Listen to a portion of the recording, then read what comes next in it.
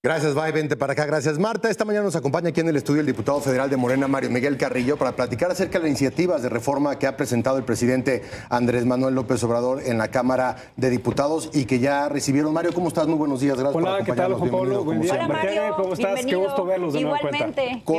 Con mucho debate en torno a estas iniciativas que fueron presentadas por la Presidencia de la República. Hay quien dice no hay manera de que pasen en el Congreso mexicano, simplemente es una especie de legado y de planteamiento del presidente López Obrador, pero pues, ustedes por su parte, ¿qué visión y qué propósito tienen con estas discusiones y entendiendo que no tienen la mayoría para las reformas constitucionales?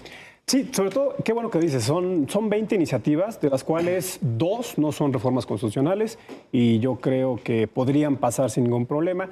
18 se ocuparía la mayoría calificada. ¿Qué es la mayoría calificada? Son las 2/3 partes más 1 del voto de los o las 500 diputados que estemos presentes en la discusión. Ya el día de ayer, la Junta de Coordinación Política anunció que va a haber un foro de Parlamento abierto donde se van a discutir y me gustaría a mí rapidísimo nada más segmentar o decir cuál es el contenido de estas iniciativas. De estas 18 iniciativas que quedan, son 44 artículos de la Constitución que van a moverse, pero creo yo en 12 podríamos generar un consenso con el bloque opositor y 6 definitivamente yo creo que sí tendríamos que discutirlas muy a fondo para tratar de convencerlos.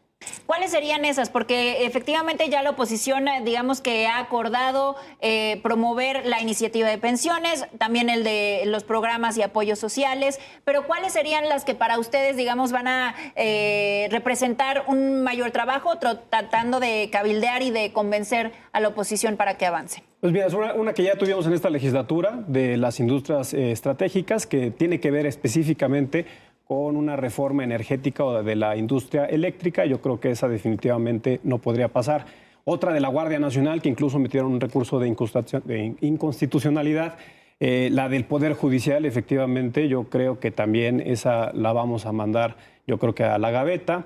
Otra que yo podría estar identificando que no van a querer sería la de los organismos constitucionales autónomos, sí, que está relacionada también con la propuesta de reforma sobre la austeridad republicana. Entonces yo estaría identificando que esas podrían ser las que tendrían mayor oposición, aunque yo esperaría que por lo menos se sienten y que analicen realmente el contenido de las iniciativas de la reforma constitucional, porque al final del día son para generarle bienestar a las y a los mexicanos. El tema de la Guardia Nacional es para asegurar la seguridad, que es un problema que estamos viviendo todos y que, ojo, se generó por las administraciones donde ellos estuvieron gobernando.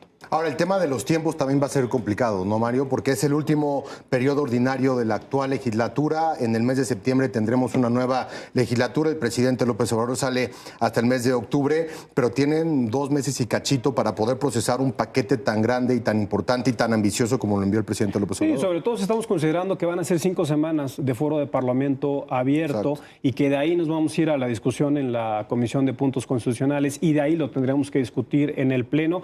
Yo estoy calculando que probablemente en las últimas semanas del mes de abril podríamos ya estar aprobando por lo menos estas 12 en el Pleno y que se vayan al Senado. Y si no salen en el Senado, bueno, pues tenemos la comisión permanente que también por ley tenemos la facultad, las y los diputados que integremos o los que integren esa comisión, de poderlas aprobar en ese periodo. Pero no las constitucionales, ¿no?